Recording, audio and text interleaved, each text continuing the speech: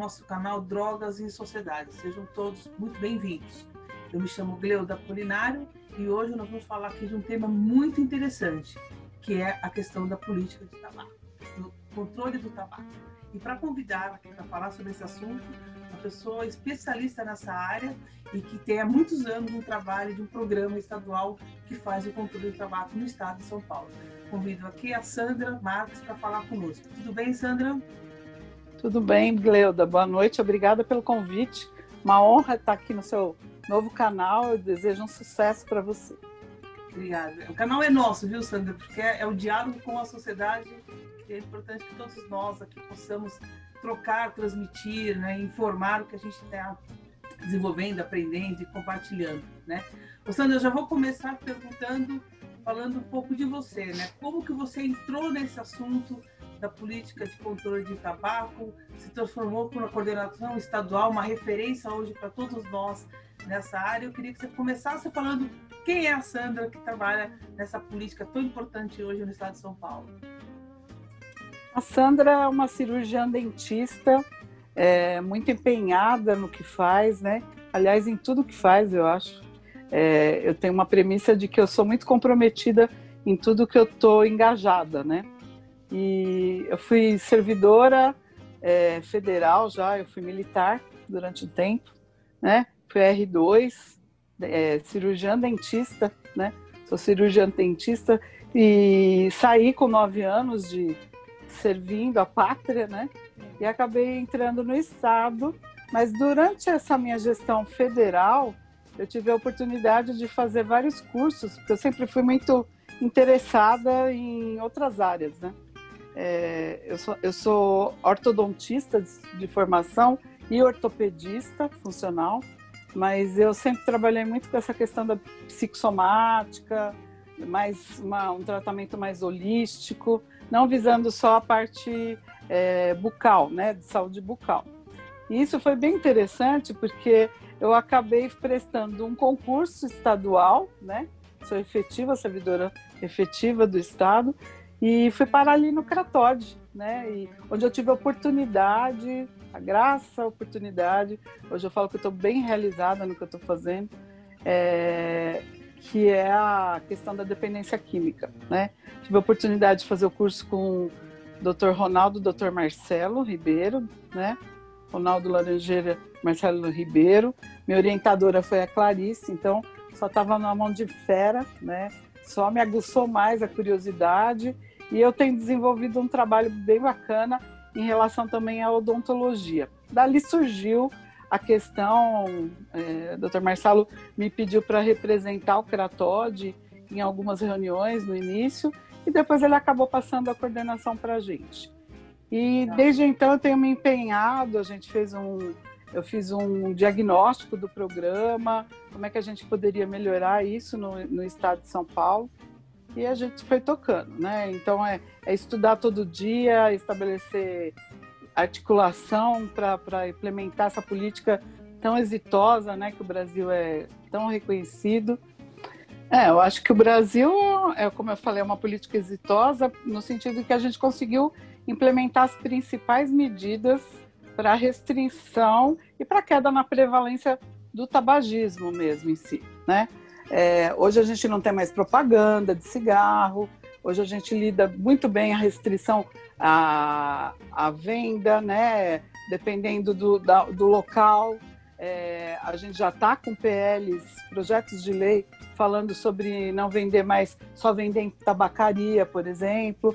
A Convenção Quadro, que é o primeiro tratado de saúde internacional, que é assinado e ratificado por 181 países, o Brasil ratificou esse tratado em 2015, e aí depois disso a gente conseguiu implementar vários artigos que foram importantíssimos para que a gente tivesse todo esse contexto da política. Então a gente caiu de um patamar de 39%, 40% da população que era fumante no país, para hoje a gente tem cerca de 9,8%.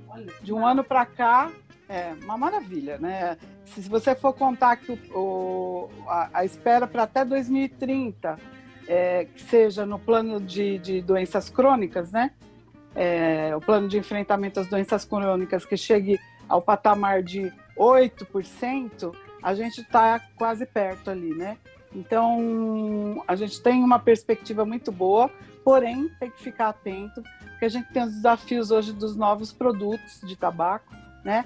A gente brinca que há muito já a indústria tem sinalizado que o cigarro vai acabar, mas não o consumo de tabaco, né? Então, isso que a gente precisa sempre estar observando, estar em cima, a sociedade tem um papel importantíssimo nisso, porque é ela que nos ajuda a buscar também essa votação lá no Congresso Nacional. Então, medidas e apoio é fundamental, informação, né? A regulação municipal ou no território, ela só ocorre se a gente tiver uma movimentação também da sociedade nesse sentido, né? Não adianta a gente ficar... A política de tabaco deu certo exatamente porque houve uma sensibilidade, né, da sociedade de uma forma geral, né, para poder, de fato, você ter uma política pública que funcione. E aí eu falo você enquanto gestora e formuladora de uma política pública, né, que a gente estava falando que a gente gosta longe dessa área, porque exatamente é um desafio, né, você implantar uma política pública para dar certo.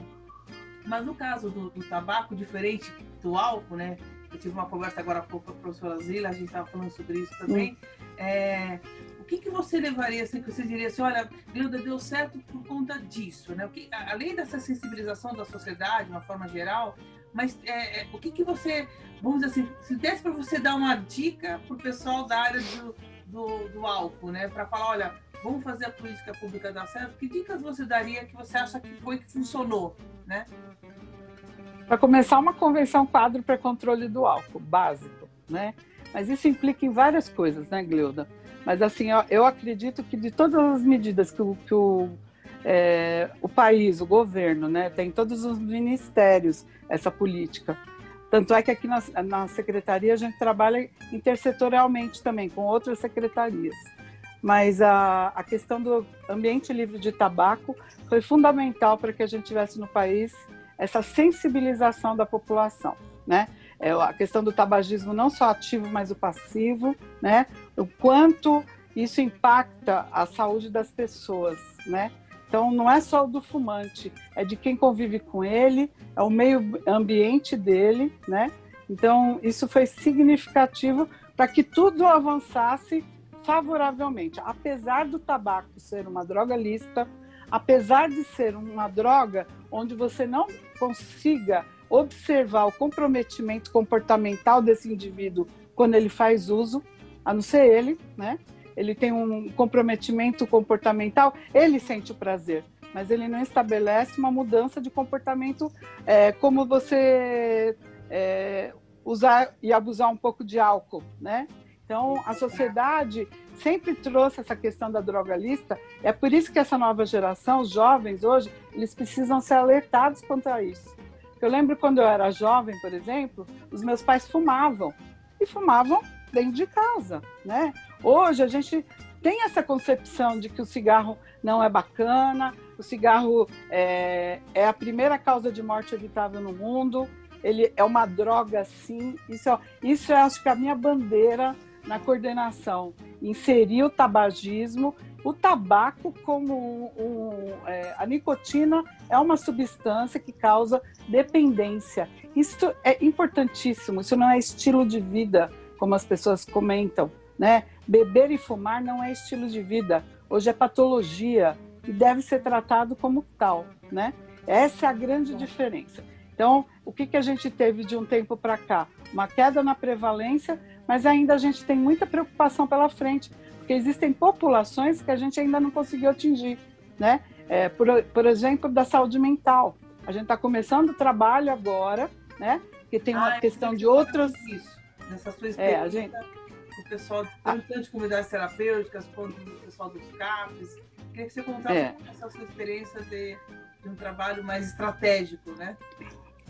O trabalho com tabaco, principalmente em relação às outras drogas, é o nosso grande desafio. Eu acho que é o que está dando um start para a coordenação, no sentido de trazer para junto mais pessoas que têm mudado esses paradigmas, né? Tabaco não é droga para ser usada como redução de danos, de nenhuma outra droga. Isso é importantíssimo. Tabaco é uma substância que causa dependência, tabaco não, a nicotina que causa dependência, mas o tabaco traz dentro dela essa substância liberada, que é a nicotina, e que a gente tem que ter concepção de que é uma droga, uma substância psicoativa. Isso, do ponto de vista clínico, é fundamental para que a gente entenda que, às vezes, você deixar como vamos escolher uma droga de eleição. Não existe isso. O tabagismo é a droga, dentre elas, é a mais estudada até hoje e a que causa mais morte, né? Doenças cardiovasculares, respiratórias. Agora, pela Covid, você tem visto as infecções por Covid, os estudos estão sugerindo isso, estão reafirmando tudo que a gente tem dito há muito tempo, né? Então, você tem um esquizofrênico que não morre de esquizofrenia, mas sim dos 5 maços de cigarro que ele fuma e que ali ninguém faz nada por isso. Então, a gente precisa mudar mesmo essa concepção de que saúde mental, do ponto de vista de tabagismo, às vezes a gente negligencia ainda muito. Então, a gente precisa ter uma linha de cuidado para essa população. Muito bom, Sandra. E você está tocando num ponto que poucas pessoas pensam, né? Nessa questão de você falar, não, substitui pelo cigarro. Não, o cigarro não é uma substituição, né? Não é um medicamento, né?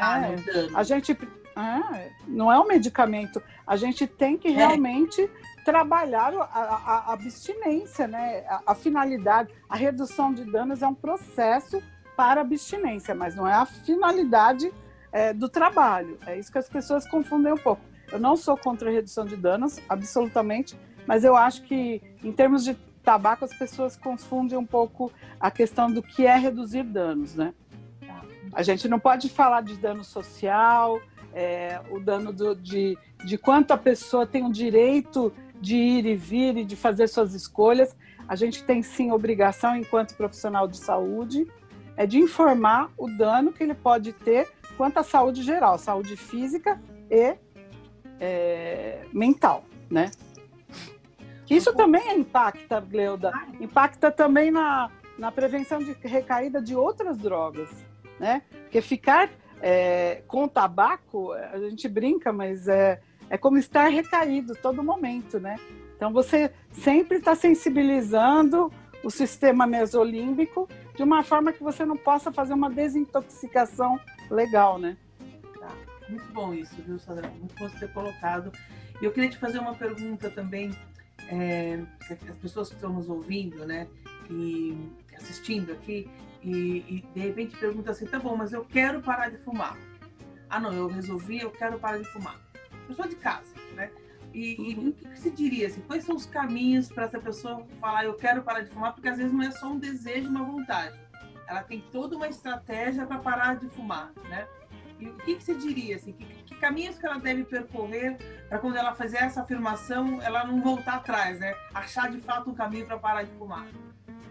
Eu acho que eu vou aproveitar o momento para falar que a pandemia trouxe um pouco dessa questão do autoconhecimento, o isolamento social fez que a gente olhasse mais para a gente e observasse algumas coisas que a gente tem feito para a nossa vida, né? Então, acho que isso foi fundamental. As pessoas têm procurado mais o tratamento agora, que elas tiveram um tempinho para se olhar também.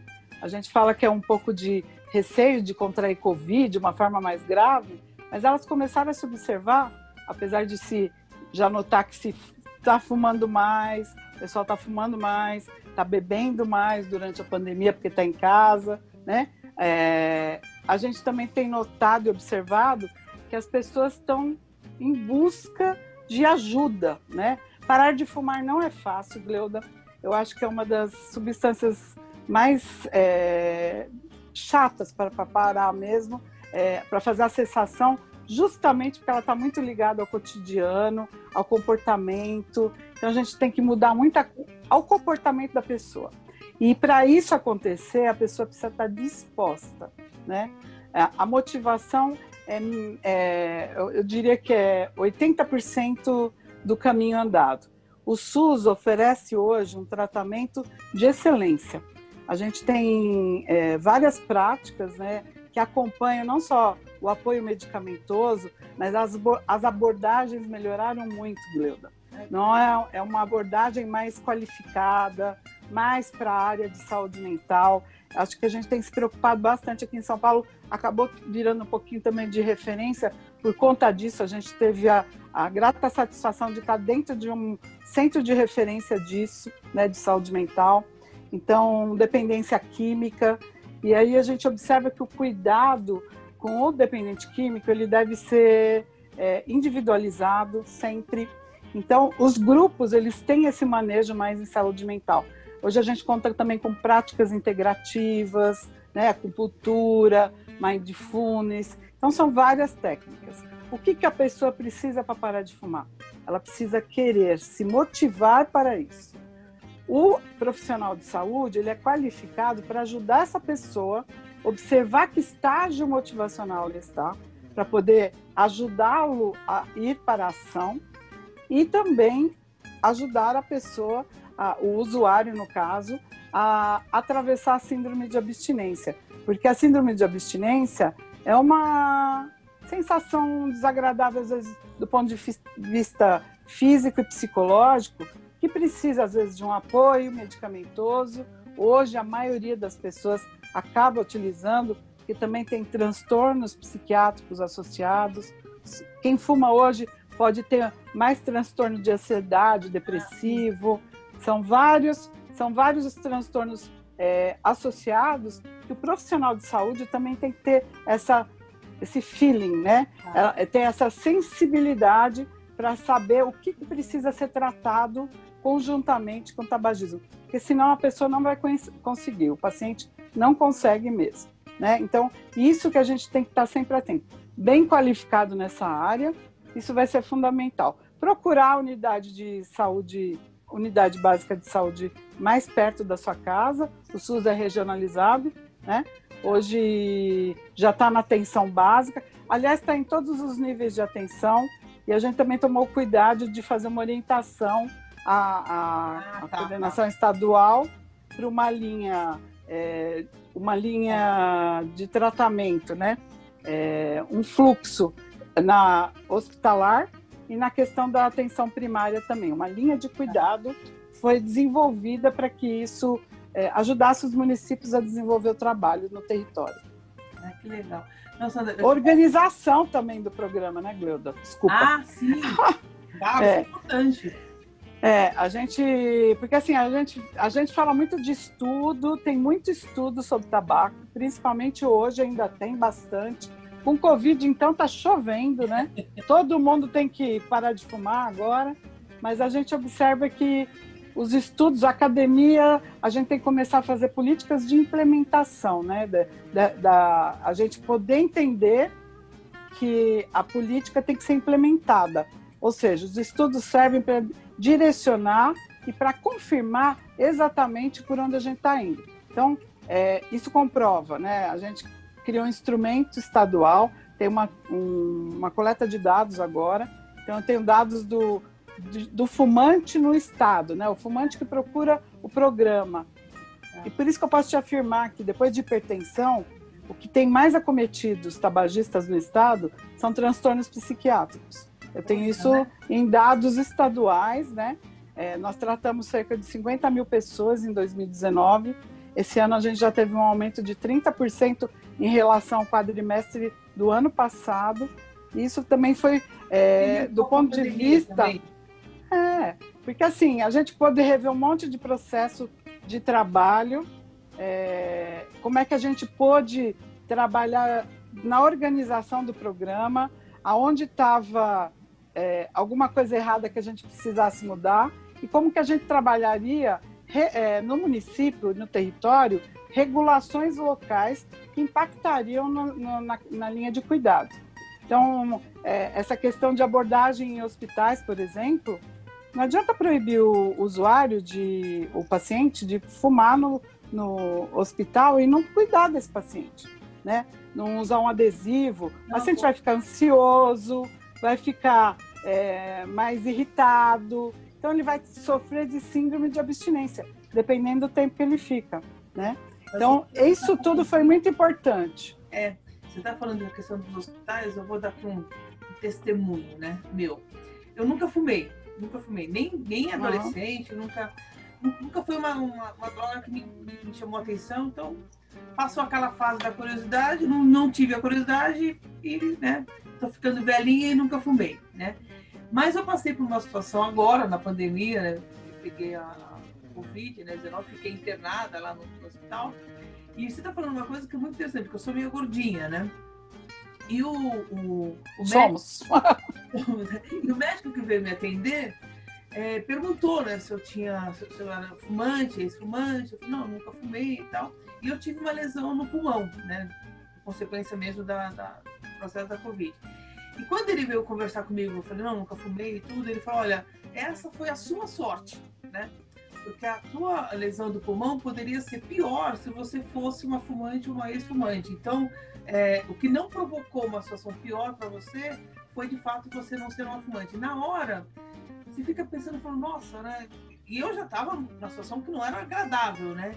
E aí ele falando isso, eu falei, gente, imagina um fumante numa situação que eu estava, pois né? Pois é. De fato, eu fiquei pensando muito nisso. Eu falei, gente, essas pessoas estão sofrendo mais do que a gente, né? Que está numa situação também não tão agradável, mas pela questão de ser fumante, né? E o médico falou exatamente isso. Falou, olha, foi a sua sorte você não ser fumante, né? Porque atingiu exatamente o seu pulmão. O tabaco, os estudos estão saindo aí, né? Tá todo vapor. Mas a gente já tem estudo falando de 2 a 4 vezes pode provocar mais infecções respiratórias. O fumante já tem essa predisposição, né, Gleuda?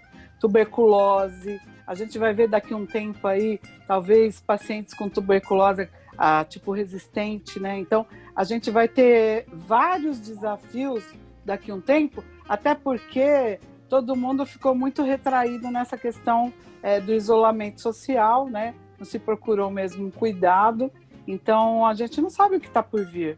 E o que é certo, que o fumo impacta na saúde respiratória.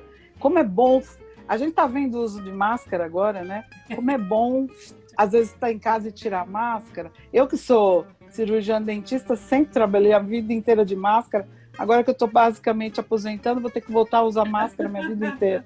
Então, assim, é uma coisa que é para se pensar. O quanto, quando a gente tira a máscara, a gente respira bem. Aí eu fico pensando da questão do tabaco, o quanto isso impacta mesmo na saúde mental e física da pessoa, né? Não é à toa que traz mais... Está falhando, né? Traz mais do que 50 outros tipos de doença, né? Não é só o tabagismo, mas desencadeia cânceres, doenças respiratórias, doenças cardiovasculares, né? Várias outras coisas. Você está falando isso, eu lembrei de uma coisa, que foi um questionamento que eu recebi um tempo atrás, de um adolescente que veio conversar comigo e falou, não, mas eu não fumo, né, cigarro, não fumo tabaco, mas eu fumo narguilé, né? Mas é uma forma... Não, mas o narguilé é mais saudável que o cigarro. Então, eu fiquei com isso na cabeça, falei, gente, que mensagem errada, né, que está levando o narguilé para a nossa juventude, né? E eu queria que você falasse disso, porque tem muita gente aqui, muitos pais nos ouvindo, muitos jovens, para quebrar esse falso julgamento que o narguilé é uma coisa saudável, né? Eu vou só falar para você, o narguilé hoje já é considerado uma epidemia mundial, né? Apesar das pessoas falarem que é um instrumento, foi criado por um médico, né, para tornar o ato de fumar mais agradável, porque passa água ali, né, vem um vapor, né, por isso que sai muita fumaça. A gente já tem publicação no Ministério, no site do INCA, falando sobre isso, os desafios que a gente tem na questão de trazer para a sociedade informação sobre o uso do narguilé.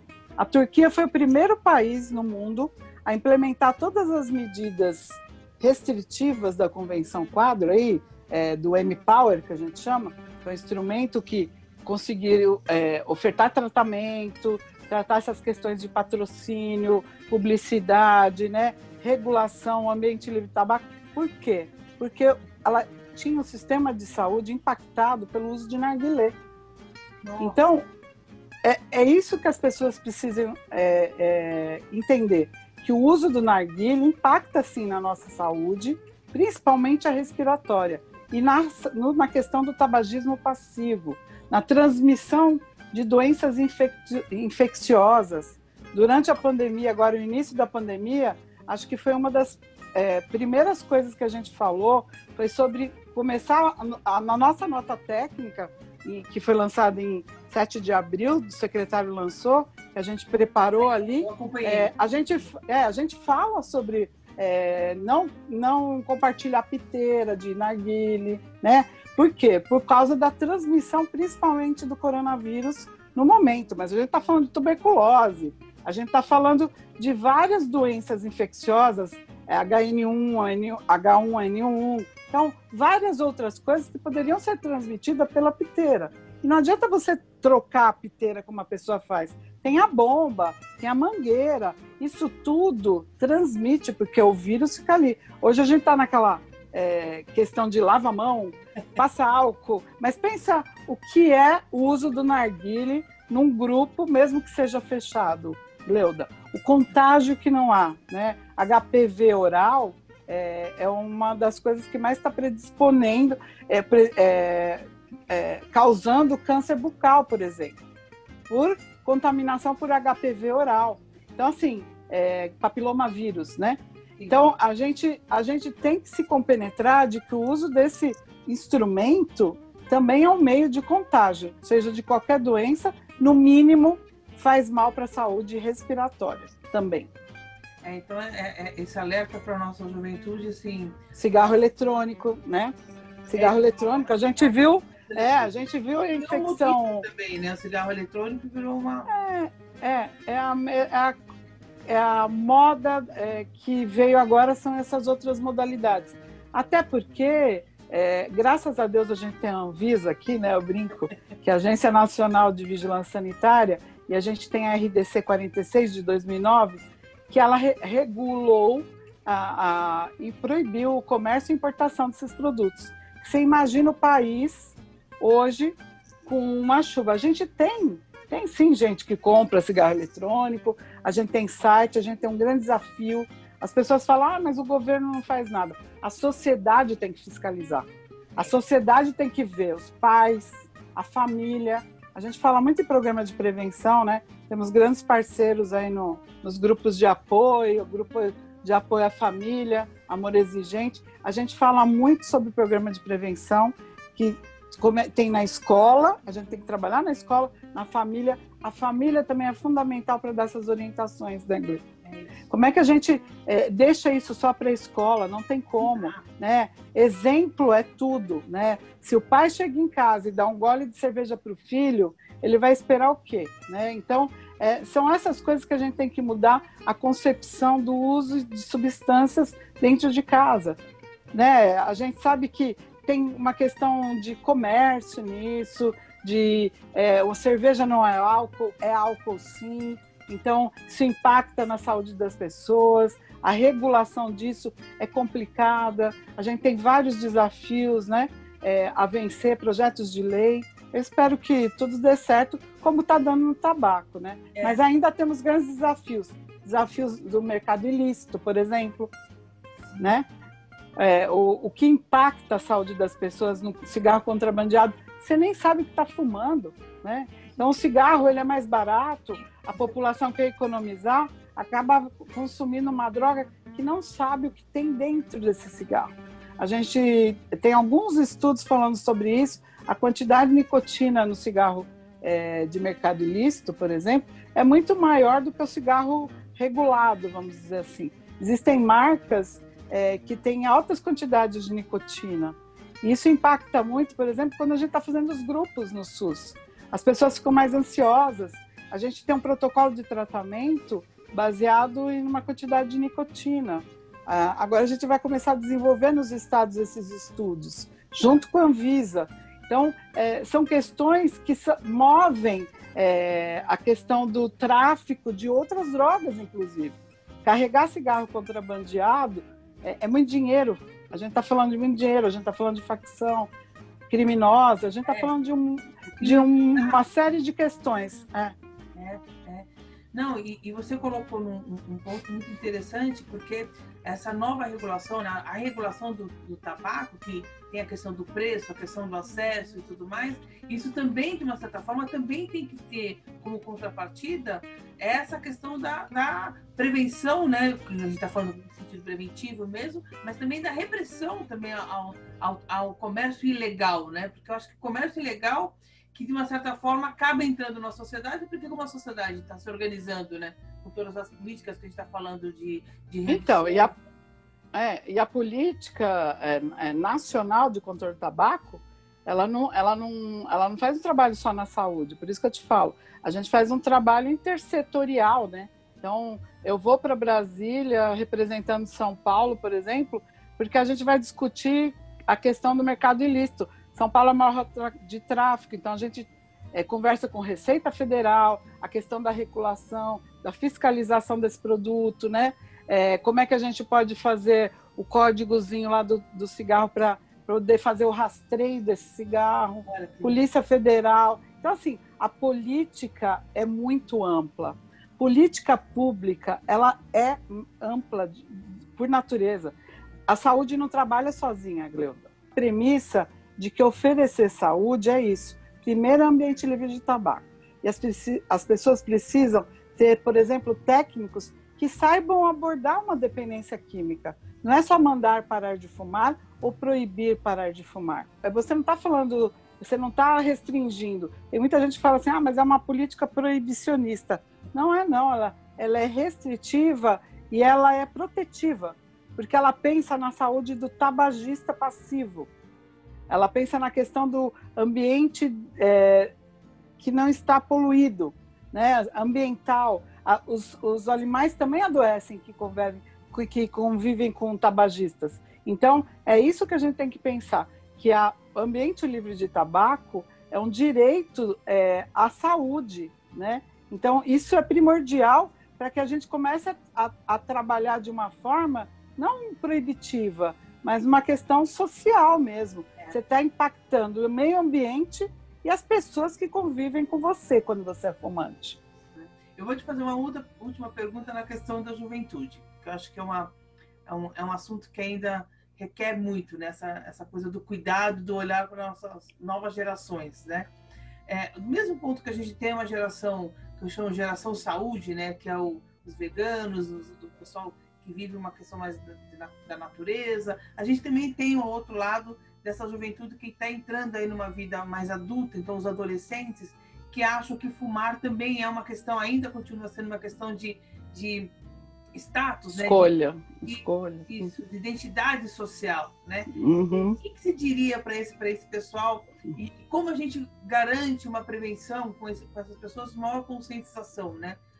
Esses jovens que estão começando a fumar hoje, com essa visão, a gente tem algumas estratégias, dá para poder falar, olha, não vai por aí, mas de que forma a gente consegue chegar nessa juventude que está aí começando a fumar sem esse conhecimento, né? Esse público, vamos dizer assim, um público que ainda está romantizando o uso do cigarro. Romantizando, também usando como recurso, né? A mesma coisa de um celular novo, né? Então, são bem apelativos, né? Acho que a gente vai ter que começar... o Brasil, como eu falei para você, regulou essa questão, por exemplo, dos cigarros eletrônicos. Eu acho que o grande desafio da gente hoje vão ser as mídias digitais, né? Então, influencers digitais falando como se fuma, como você confecciona o seu próprio narguilé em casa, caseiro, como você utiliza. Tem alguns que até trazem concursos para fumaça, sabe? São vários aspectos e abordagens que eu brinco que são do mal, né? São realmente dirigidas, né? Eles precisam atingir essa população. Tive nos Estados Unidos a questão de regulação, como foi importante com a epidemia do EVALI, né? EVALI. Por quê? Porque os Estados Unidos não se preocuparam muito, regularam lá o produto e daqui a pouco a gente começou a ter uma questão das infecções respiratórias graves, umas queimaduras realmente no pulmão, né? Então, assim, que foram desafiadoras para o sistema, né? E de uma nicotina que a gente está falando, manipulada, uma nicotina, tipo, ela é salinizada, então ela tem um poder de adição muito grande.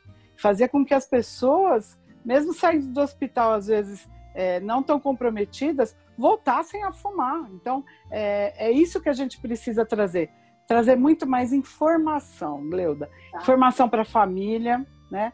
Eu acho que a gente foi galgando isso com leis restringindo, sim, restringindo o uso, restringindo venda, porque tem que mostrar que isso é uma substância, é uma droga, entendeu?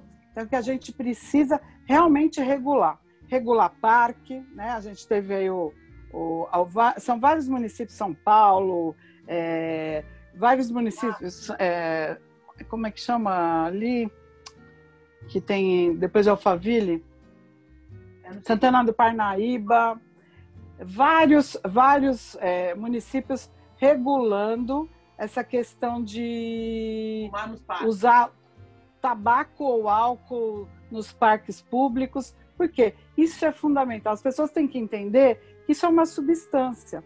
Eu recebo muita ligação, às vezes, das pessoas, eu moro em condomínio, no meu andar tem muito cheiro de cigarro, não sei o quê, como é que eu faço? Então, se informem, né? Falem com o síndico, peçam orientação, né? Peçam orientação na vigilância sanitária. A gente tem várias leis que regulam ambientes comerciais, e que a gente pode trazer. Então, a população tem que sensibilizar e tem que fiscalizar as leis que estão aí já. E talvez a gente trazer algumas outras que melhorem o entendimento da sociedade, né? E a gente só vai atingir jovem, Gleuda, se a gente falar a língua deles.